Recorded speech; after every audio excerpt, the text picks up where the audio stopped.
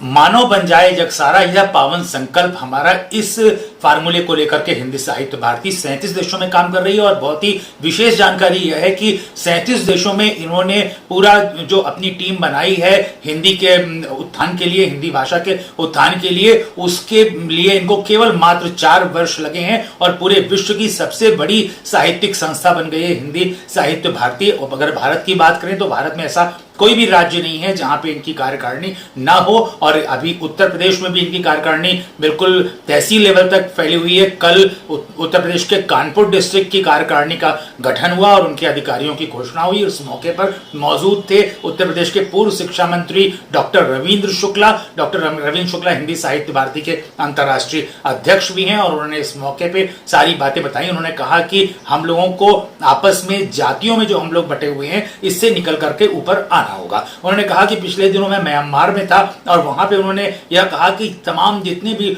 लोग थे सब लोग अपने नाम के आगे वर्मा लिखते हैं, क्योंकि बर्मा के रहने वाले हैं, इसलिए उन्होंने अपने नाम के आगे वर्मा लगा रखा है। उन्होंने यह भी कहा कि आज हम अलग अलग जातियों में जो बटे हुए हैं इससे आपस में फूट पड़ती है। लोग आरक्षण का लाभ दे करके, इसका लालच दे करके लोगों को बांटने का प्रयास करते हैं और हम लोगों को जाति बंधन तोड़ करके एक साथ आना चाहिए। और हमारी मातृभाषा चूंकि हिंदी है इसलिए इसको राष्ट्रभाषा बनाने का भी प्रयास करना चाहिए और पूरे विश्व में कैसे हिंदी भाषा को जोर मिले इस पे भी कार्य करना चाहिए। उन्होंने कहा कि हमारे पहले जो अंग्रेज जिन्होंने हमारे पर शासन किया था उनको यह लगा कि आज अगर जीडीपी की बात करें तो जीडीपी पूरे विश्व की 7% हमारी भारत की जीडीपी है। और जब पुराने दौर की बात करी जाए तो पुराने दौर में 40% जीडीपी थी। आपको यह भी बताते चले, अगर पूरे विश्व के नक्शे की बात करें तो पहले केवल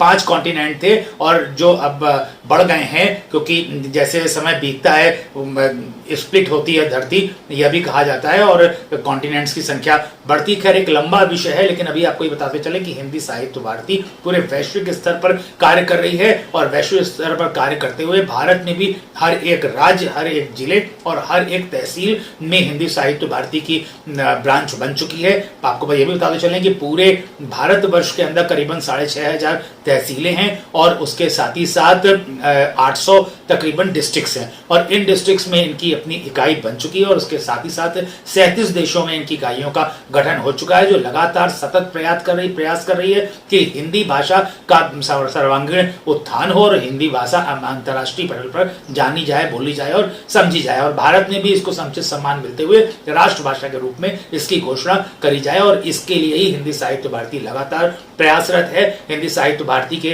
राष्ट्रहित में और भी तमाम ऐसे उद्देश्य हैं जिसके लिए हिंदी साहित्य भारती की टीम लगातार आम जनमानस के मन में वो प्रेरणा डालने का प्रयास कर रही है। जिसमें अगर बात करें तो अंतर्राष्ट्रीय अध्यक्ष डॉक्टर रविंद्र शुक्ला का कहना यह है कि हमारे समाज का जो शिक्षक वर्ग है, शिक्षक वर्ग को आगे आना पड़ेगा। उन्होंने कहा कि जब कभी मॉर्निंग वॉक में जाइए तो शिक्षक वर्ग हमेशा अपने उसकी प्रोविडेंट फंड की और इसकी उसकी फाइनेंशियल बातें करते हुए दिखाई पड़ता है क्योंकि अच्छा खासा वेतनमान सरकार ने कर रखा है। उन्होंने कहा शिक्षक वर्ग को इससे निकल करके सामाजिक बातों में ध्यान देना होगा, जैसे कि उन्होंने कहा कि हमको जाति बंधन से निकल करके आगे आना ही पड़ेगा, तभी हमारा उत्थान हो सकता है, तभी हमारे सनातन धर्म की रक्षा हो सकती है और हिंदी को समुचित जो उसका उचित स्थान है वो दिलाया जा सकता है। बहुत ही विशेष बात है कि पहले जीडीपी 40% थी और उसके बाद ये बात पुरानी बता रहे हैं वो 1836-37 की बात है, तब जीडीपी 40% थी पूरे विश्व की जीडीपी की, इतना रिच हुआ करता था।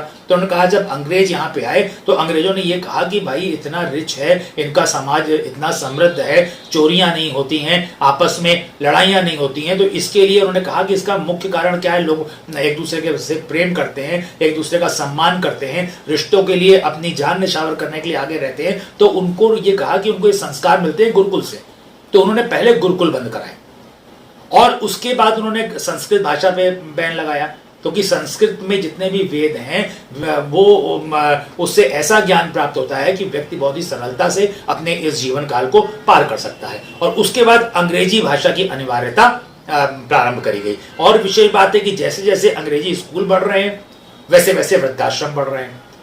मतलब कि हिंदी मीडियम के स्कूल में एडमिशन हो नहीं पा रहे हैं और इंग्लिश मीडियम में एडमिशन के लिए लोग डोनेशन दे रहे हैं। उन्होंने कहा जैसे जैसे इंग्लिश मीडियम के स्कूल बढ़ रहे हैं वैसे वैसे वृद्धाश्रम बढ़ रहे हैं। लोग अपने बच्चों को अंग्रेजी मीडियम के स्कूल में पढ़ाना चाहते हैं और लोग बच्चे पढ़ लिख करके माता पिता को छोड़ रहे हैं और माता पिता वृद्धाश्रम में जाने के लिए मजबूर है। तमाम ऐसी सनातन संस्कार जो हमारे छूटते चले जा रहे हैं, इसके लिए प्रयास कर रही है हिंदी साहित्य भारती और 37 देशों में 4 साल के भीतर ही अपना परचम फैला चुकी है। आइए सुनते हैं डॉक्टर रवींद्र शुक्ला को कि क्या कुछ और वो खास बता रहे हैं कल कानपुर कार्यकारिणी के गठन के वक्त। महत्वपूर्ण खबर उत्तर प्रदेश के कानपुर शहर से। जो कुछ मेरे पास है सब तेरा भगवान। हम लोग एक बड़ा यहाँ सब लोग बैठे हैं, हम भगवान के पास जाते हैं, तरह तरह की चीजें देने का प्रयत्न करते हैं। मुझे कभी कभी बड़ी हंसी आती है और हम गर्व का अनुभव करते हैं भगवान को देते समय। अगर कहीं 10 रुपए का नोट है तो हम ऐसे मुट्ठी बंद करके उसमें डालते हैं, और अगर 500 का है तो पुजारी देख ले, ये भाव रहता है। बोलो रहता कि नहीं? सही बात। मुझे एक कहीं पर पढ़ने को मिला था कि एक बार एक कोई सज्जन मान लीजिए त्रिपाठी जी के आए और कुछ लाए नहीं, तो उन्होंने देखा इतनी देर में अपना चाय वाय के लिए गए, तब तक उन्होंने देखा करें क्या, कुछ लाए तो नहीं। उन्होंने देखा कि सामने बहुत अच्छी पेंटिंग लगी हुई, तो आपकी दीवार से ही पेंटिंग उतारी और जब आप आए तो आपको पकड़ा, लीजिए आपके लिए ये गिफ्ट लाया हूं।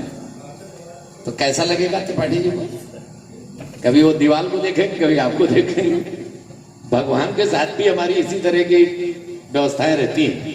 सब कुछ उसका है लेकिन फिर भी हम देते हैं। लेकिन एक चीज है हमारे पास जो हम दे सकते हैं, अगर वो दे दें तो निश्चित रूप से हमारा कल्याण हो जाएगा। वो क्या है? जो कुछ मेरे पास है सब तेरा भगवान। जो कुछ मेरे पास है सब तेरा भगवान। तुझको अर्पण क्या करूं अर्पित निज अभिमान। गीता है। तुझको अर्पण क्या करूं अर्पित निज अभिमान। और एक बात ध्यान रखने की है, आप देखिएगा जब भीषण आता है तो भगवान एक चीज कहते हैं, निर्मल मन जन सो मोहि पावा मोहि कपट छिद्र न भावा। तो आपका मन ही निर्मल तब होगा जब अभिमान अहंकार समाप्त हो जाए, नहीं निर्मल नहीं हो सकता। तो इसलिए बड़ा कठिन है। तो हाथ जोड़ विनती करूं हर लो प्रभु अभिमान। हाथ जोड़ विनती करूं हर लो प्रभु अभिमान। निर्मल मन सुचि भाव से ही होगा कल्याण।